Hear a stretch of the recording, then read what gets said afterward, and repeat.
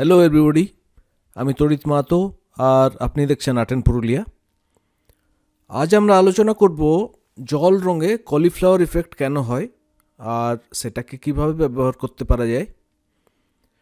জল রঙ দিয়ে আঁকার সময় রং করা কাগজটা যখন আধা শুকনো থাকে বা ওটাকে বলা যেতে পারে আধা ভেজা থাকে, আর তার উপরে জল বা অন্য তরল রং দিয়ে দিই, তো সেটা যখন শুকিয়ে যায় একটা ফুলকপির মতো আকারের সৃষ্টি হয়।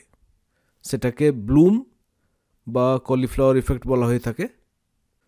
যখন আমরা এরকম ইফেক্ট আমাদের আঁকাতে চাই না, সাধারণত ওটাকে আঁকার পদ্ধতির এক রকমের ভুল হিসেবে ধরা হয়, আর বেশিরভাগই এই পদ্ধতিটাকে এড়িয়ে চলে।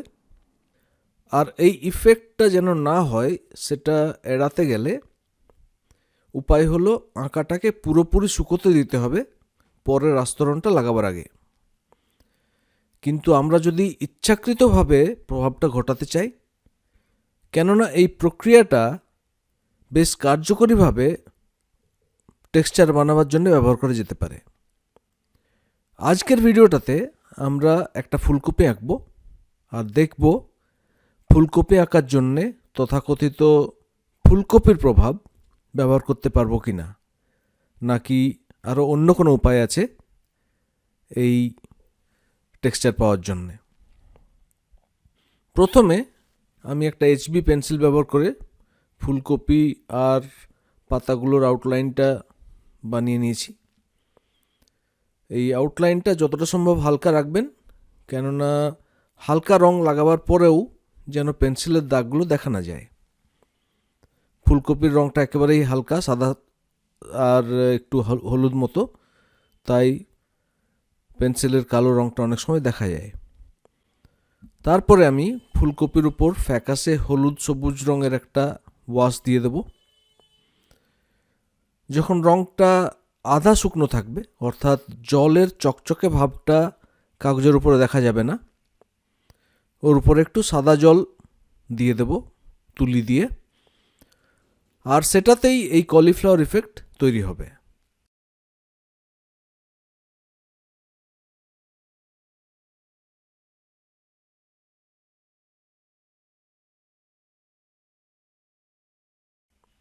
এটাতে দেখছি কলিফ্লাওয়ার ইফেক্ট তো তৈরি হয়েছে, কিন্তু ফুলকপির মতো দেখতে হচ্ছে না। ফুলকপির যে দানা দানা টেক্সচারটা হয় সেটা নেই, বরং বাঁধাকপির মতো লাগছে।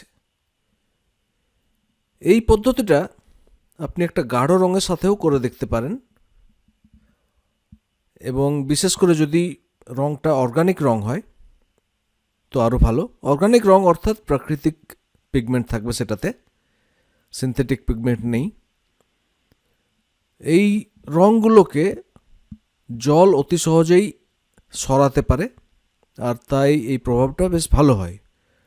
সিনথেটিক রঙের ক্ষেত্রে প্রভাবটা ভালো হয় না, আর কাগজের উপরে দাগ পড়ে যায়।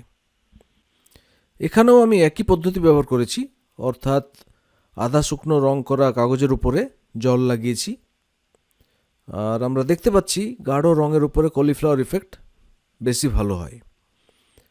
আমি এই প্রভাবটাতে একেবারেই খুশি হইনি, এবারে অন্য পদ্ধতি চেষ্টা করে দেখা যাক। আর এবারে আমি একটু আধা শুকনো রং করা কাগজের উপরে নুন ব্যবহার করব। নুন কাগজের উপর থেকে রং চুষে নেয় আর দানা দানা টেক্সচার বানিয়ে দেয়।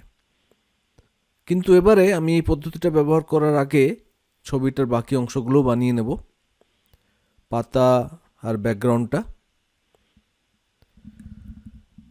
পাতার গাঢ় রঙগুলো আর ব্যাকগ্রাউন্ডের আরও গাঢ় রঙগুলোও দিয়ে রেখে দেবো।